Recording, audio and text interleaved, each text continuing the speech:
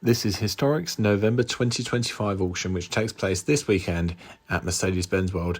This is a really eclectic auction full of weird, wonderful and wacky cars, as well as the traditional classics and some modern cars and some sports cars and a bit of everything. There's lots to see, including this wonderful Gulbenkian Rolls Royce, which I've done another video on, which has had a fantastic history, a fantastic story, lost in poker games, part of a Parisian nightclub, owned by one of the kind of weirdest collectors that you could hope to find, and just a really, really wonderful car. There's a nice little CSL there, and there's this Silver Cloud, which has been converted into a two-door and a convertible at quite an extortionate cost, I would imagine. Another wonderful thing. There's a lot of nice Rolls Royces and Bentleys and interesting cars. This Aston Martin DB6, I think, is guided between 110 and around £150,000, and it is quite tatty in terms of bodywork. You'll see the corrosion around in this video. You can see just around that near side headlight and along that wing and over the top of the wing. The interior is a little bit tatty as well, but it's an honest car, and I think actually it's quite reasonably guided for what you'd want to buy. That Rover STI is a race car. It looks like it's been raced by Tiff Needell at one point. And this is the really kind of the posh car area upstairs at Mercedes Benz World, where all the nice things are, the interesting things are. You've got this great colour on this 190 SL, and then you've got this AMG GT, which has a spec from the 70s, yellow with a tan interior, which I find a bit odd. I tried to open the door, and I also found out that it's got the cheapest plasticky feeling handles on the doors that you could ever find, which is a bit of a disappointment because I do think they're a really nicely styled car. You've also got a Maserati Ghibli SS that's been converted into a convertible that's just behind the barriers over in the background. And next to that is an E-Type, which I think has had around £340,000 spent on it. I'd have to check that figure, but it is a huge amount of money. In a moment, you'll also see a child's Batmobile, which is a running and driving car. I think the guide's around £6,000 to £8,000 or somewhere about that, and it's a really cool little thing. This Rolls Royce is £110,000 to £130,000. I think there's only about 50 of these right-hand drive built, or maybe less. Really beautiful thing too. There's lots of cars I'd quite like to take home, as is always the way with auctions. There was a few cars that I like the look of in pictures that I wasn't sure about when I saw in person. And alternatively, there's cars that I wasn't really bothered about looking at the listings, which I've done for months, and actually really did like in person. There's a huge amount of cars spread out over the different areas, and there's a real mixture as well. There's a lot of no reserve cars, there's project cars, there's cheaper cars, there's even similar cars in different conditions. Later on you'll see a pair of Ferraris. There is a Ferrari 308 which has slightly faded paintwork and looks like it could use a little bit of TLC, and it is reasonably guided for a 308 as far as I can see. And then you've got a Ferrari 328, which is quite modified, including a 3.7 litre engine and a lot of other modifications. It's well worth tracking down the listing for that and having a look. It's too much for me to remember and too much to read about here as well. But it's a really interesting car, and it's got larger wheels, upgraded suspension, but it sits nicely and it looks right, which are really quite nice. Also in this auction, amongst the other wacky cars, you've got John Dodd's Beast, the Rolls-Royce Meteor engined, which is a 27 litre V12, in case you don't know. It's not a Rolls-Royce, it's well, a bit of a bitzer, to be honest. It's a fantastic car with a fantastic story, and it's well worth looking up if you've never read it. It now is back at auction. It was at auction last year with Car and Classic, where it sold for £67,500. It's been wrapped since then back towards another colour from its history, and it's also got the Rolls-Royce grille back on, which was part of a huge legal case back in the day. And there it is in the background. The thing that really struck me about that car is just how high the bonnet sits when it's up. When you see someone standing next to it, it just looks ridiculously tall. It's a very, very, very long car, most of its engine and gearbox, and it's a wonderful thing. So the Meteor engine is the same as a Merlin engine, but without the supercharger. This was the tank engine rather than the Spitfire engine, as far as I'm aware. It's a really, really crazy thing. It's nice to see at auction. I missed it when it was at the NEC last year. I think that was just after it had all the work done. The guide on it today, or tomorrow rather, is £75,000 to £100,000. Whether it achieves that guide is another question. I'm really curious to see what it makes and what it does. And I hope it does well, and I hope the new owner actually gets some use out of it, because imagine actually seeing that on the road. What a wild, wild thing. A nice little JPS Lotus Esprit there, which always looks great. I think it's kind of the Esprit that you would want to have. There is also a GT3 later on, though, which I am a big fan of. I'd love to own a GT3, although I would also love to own this. But then I'm hopeless, because I'd like to own a lot of these cars. In just a moment, you're going to see another one of the wacky and wonderful cars, which is the Wolf Race Sonic, which was built by Wolf Race to show off their new wheel design. It's twin-engined, 2 V8s, and it is also a project. There's a lot of time and money that's been spent on it, as you can probably see, but it does need some finishing, or rather quite a lot of finishing. It's a fascinating thing to look at. Again, I would absolutely love to see it on the road. I'm absolutely not sure how it drives, but it looks brilliant, it looks wacky, and it really does deserve to be finished and shown off. This Jensen Inceptor 6-pack has had the 6-pack removed, and is on a normal carb to apparently make it more usable. Looks like a lovely thing, based on the glance I've had around it. I do like an Inceptor. The only problem is, as you may have seen, is those awful aftermarket mirrors, or later car mirrors, which just don't look right to my eye. But that's one of those things. I always like a Series 3 type Roadster as well. V12s are the way.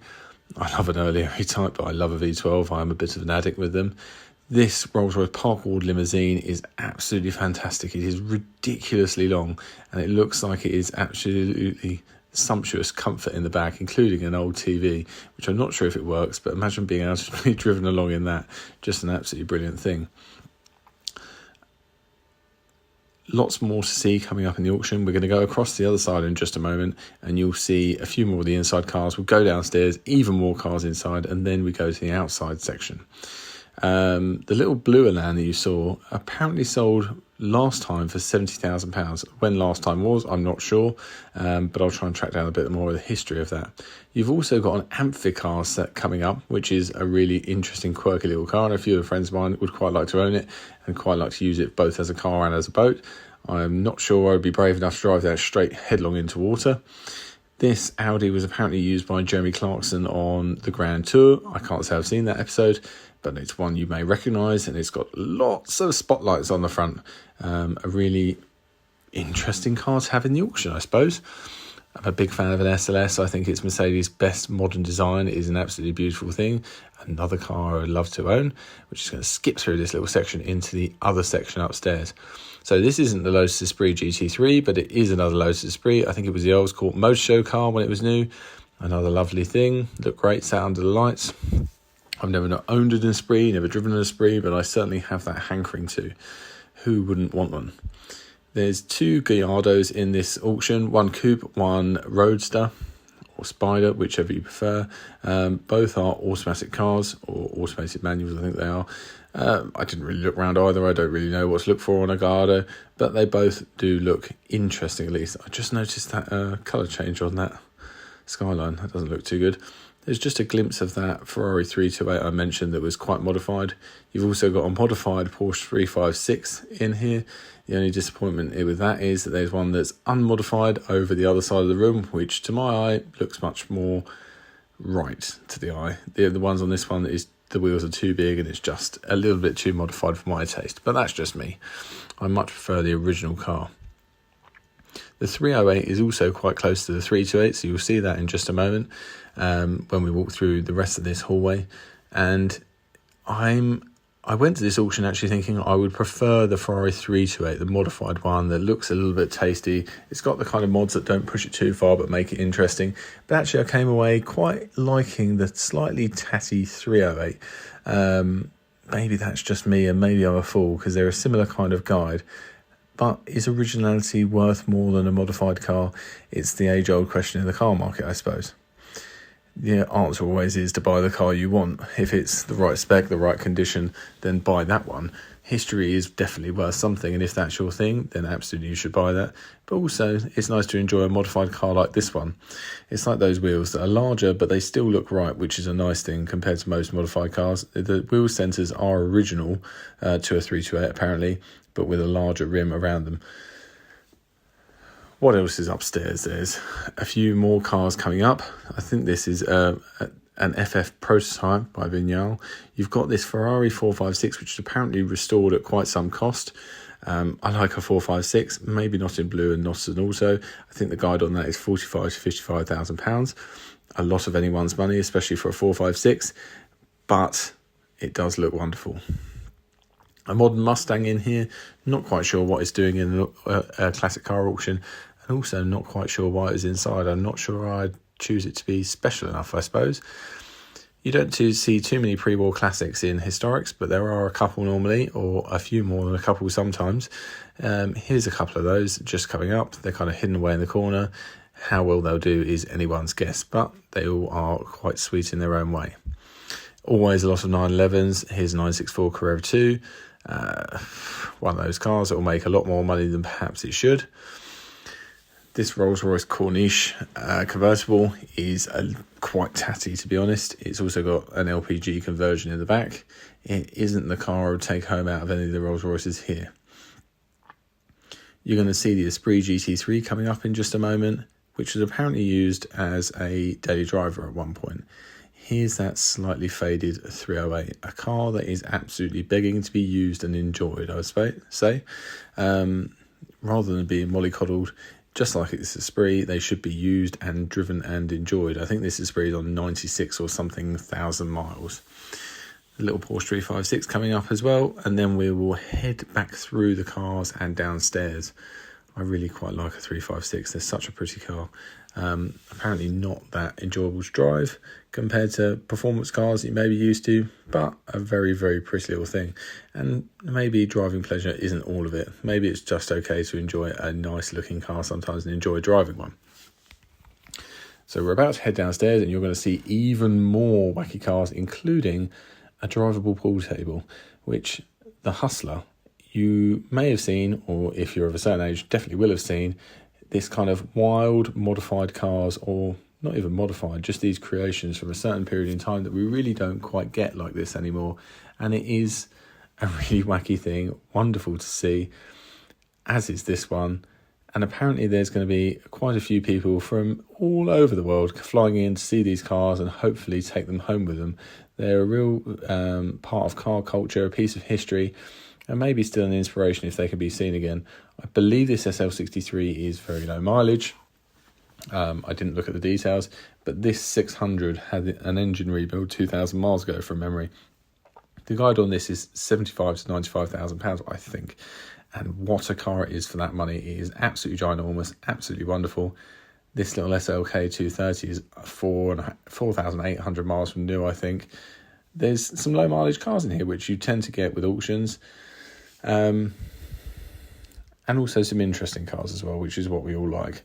An AC like this is pretty rare. You didn't spot the Jaguar fuel cap, which lets it down a little bit for me, but an interesting car nonetheless. Nice little 911 Targa there. There is also, just coming up, a Rolls-Royce, I don't know what you'd call it, to be honest. It's not quite a convertible, it's not quite a cabriolet, but it is interesting and a bit strange, and probably has been a wedding car looking at it. It's quite high mileage, to be fair. How watertight it is anyone's guess. But I suppose if you'd like to drive something that's probably a bit floppy, this could be the car for you. Coming up, there is a really quite nice Bentley Continental Super Sports. That is a car I would absolutely love to drive home in. It's got the rare two-seat spec. It's got Mulliner front wings, which apparently cost £10,000 when new. The two-seat specs, it shares the front seats with a Bugatti Veyron. Apparently a lot of them were converted by dealers when new just to get them sold, and are now four-seat spec cars. But this is really quite special. It's been ceramic coated, and black cars are notoriously hard to keep looking nice, and this really does. It's got a slightly murderous spec, and I know black wheels maybe not the most popular, but for me it really suits it. A little four-wheel Isetta there, a Chesil Speedster, and then a few more cars, including a TR8 prototype. It's a left-hand drive auto car, so maybe not the one you want to really drive, but I really do quite like the styling. This little Fiat Abarth has a 700cc engine that was fitted this year, brand new. which should go quite quickly, I would imagine. It should be like a little rocket. The bolt-on arches don't quite work for me. I'd like if they were more seamless in their integration, but beggars can't be choosers, I suppose. Nice little left-hand drive Austin Healey. Yellow is a great colour for them, as is the piping. A nice little car. They're coming down in price, I suppose, now. Less and less buyers for them. But a fun little British sports car for a nice summer's day. If they get more affordable, hopefully younger people will actually start buying them and start using them, which would be really nice. A little bit more of that TR8. We'll scoot around the back and we're going to head back towards the entrance and outside to see some of those other cars. There's a Lamborghini outside. There's a Suffix A Range Rover. There's a supercharged Mini, which looks like a lot of fun to me. It's 145 brake horsepower, I believe. And you've got other projects outside, some cleaner cars, and just some lower priced everyman classics outside as well. A few SLs, an Escort RS 2000 Custom from memory, and we'll see what else is out there as we get to it on the video.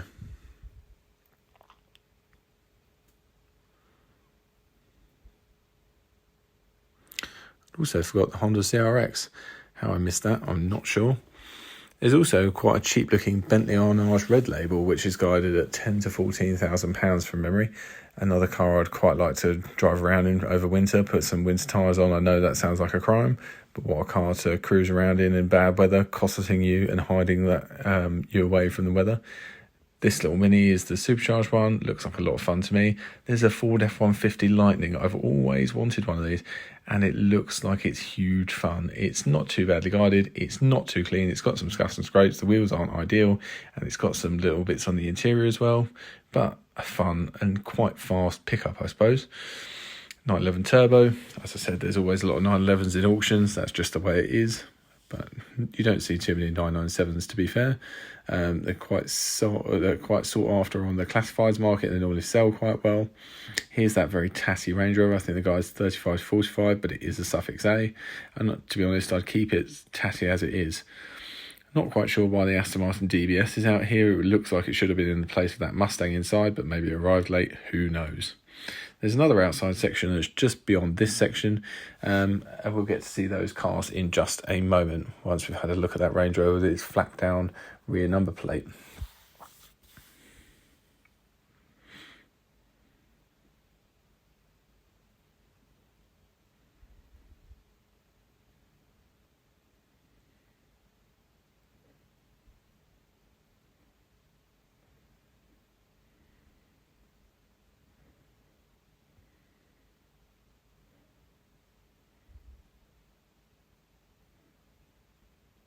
A Maserati Gran Turismo might be the sports and GT bargain of the car world. I think this guide is between mid-teens, and that is a huge amount of car and such a pretty car for that money. I would absolutely love to own one for that money and daily drive it, put a load of miles on it, use it, enjoy it. It seemed like a real bargain to me. This outside section is all of the kind of everyman classics, as I said. There's a real mixture of stuff in here. Japanese classics, British classics. I think there's even a couple of American cars. In fact, I'm sure there is.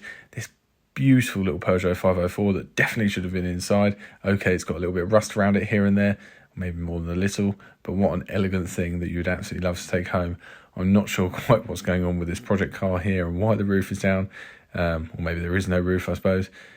That is a big case of I'm not sure what I'm doing with that if you take that on. It's not a car that looks like it was going to survive, if I'm honest, but maybe someone will buy it, maybe someone will get it back on the road and into former glory. And this is just the rest of the cars, so I will leave you here. Hopefully, if you're bidding, have fun, have a look at the cars first, and make sure you stick to your bid price you've decided beforehand. Don't get bidder fever. That is the worst thing. If you're selling your car, I hope it does well for you. There's a lot of cars going through. I'm sure it's going to be a long day for both bidders and for auction staff, but hopefully it'll be a good one. And if you're watching the rest of the video, you can hang on for a Pajero Evo at the end. I would absolutely love a Pajero Evolution. I've really wanted one for quite a few years now, and this one is perhaps a little bit tatty, but I would really like to own one, and I'm just about the point where I'd like to own any of them. Fortunately, someone who's a bit of a friend actually has one and has found all of the hidden parts, so ownership shouldn't be as tough a proposition as I thought it might be. Maybe I'll get tempted, who knows.